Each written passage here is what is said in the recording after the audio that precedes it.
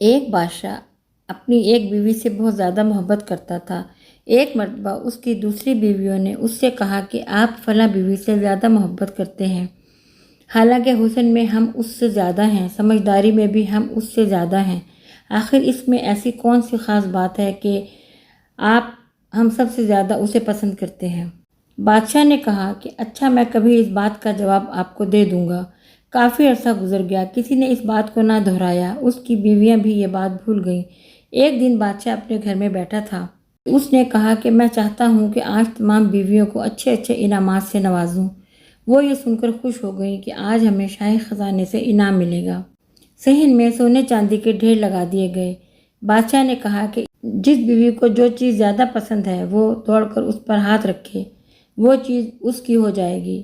چنانچہ جس وقت میں اشارہ کروں تم سب اپنی پسند کی چیز پر ہاتھ رکھ دینا۔ بیویاں تیار ہو گئیں اور انہوں نے اپنی اپنی چیزوں پر نگاہیں جما لیں۔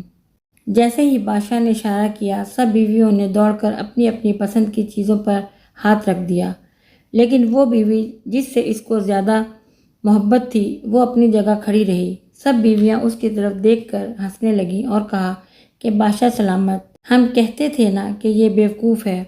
بادشاہ نے اس سے پوچھا، اے اللہ کی بندی، تم نے کسی چیز پر ہاتھ کیوں نہیں رکھا؟